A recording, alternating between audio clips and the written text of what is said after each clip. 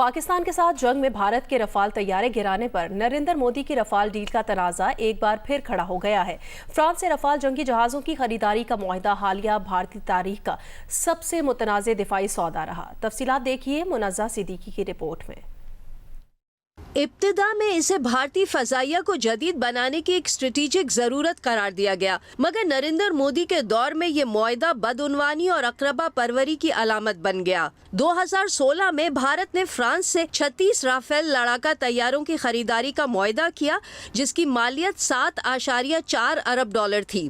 اس معاہدے کا سب سے متنازع پہلو انیل امبانی کے ریلائنس گروپ کو آف سیٹ پارٹنر کے طور پر منتخب کرنا تھا، جس کے تحت رافیل بنانے والی فرانسیسی کمپنی ڈاسو ایوی ایشن کو اس ڈیل سے حاصل ہونے والی رقم کا ایک حصہ بھارت کے دفاعی شعبے میں دوبارہ لگانا تھا۔ ریلائنس کو ہوا بازی کی صنعت میں کوئی تجربہ نہیں تھا، لیکن مودی حکومت نے اسے راتوں رات دفاعی شعبے میں شامل کر لیا۔ یہ تنازع 2019 کے عام انتخابات سے پہلے اپوزیشن کے لیے ایک بڑا انتخابی نعرہ بن گیا۔ کانگریس رہنما راہل گاندھی نے پارلیمنٹ میں اور عوامی جلسوں میں بار بار وزیر اعظم مودی پر کرونی کیپٹلزم کا الزام لگایا کہ انہوں نے بی جے پی سے قریبی تعلقات کی وجہ سے انیل امبانی کو آف سیٹ شرائط کے ذریعے فائدہ پہنچایا ہے اور سرکاری ادارے ہندوستان ایروناٹکس لمیٹڈ کو نظر انداز کیا۔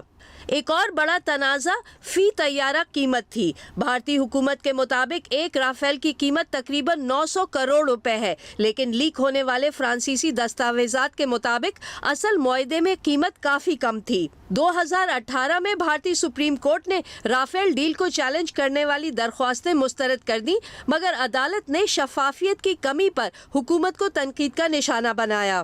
2021 میں فرانس نے بھی اس متنازع سودے کی تحقیقات شروع کی۔ الزام تھا کہ کئی ملین یورو خفیہ کمیشن کی صورت میں دیے گئے، جس میں سے کچھ رقم بھارتی حکام کو بطور رشوت دی گئی۔ معاملہ 2023 تک چلتا رہا، لیکن مودی سرکار کی طرف سے بین الاقوامی تعاون کی درخواستوں کو نظر انداز کیا جاتا رہا۔ اس وقت تازہ صورتحال یہ ہے کہ ریلائنس ایرو اسپیس انڈسٹریز کے خلاف تحقیقات جاری ہیں اور دہلی ہائی کورٹ میں ایک درخواست زیر سماعت ہے، جس میں رائٹ ٹو انفارمیشن ایکٹ کے تحت بھارتی اور فرانسیسی حکام کے درمیان اس ڈیل سے متعلق خفیہ رابطوں تک رسائی کی استدعا کی گئی ہے۔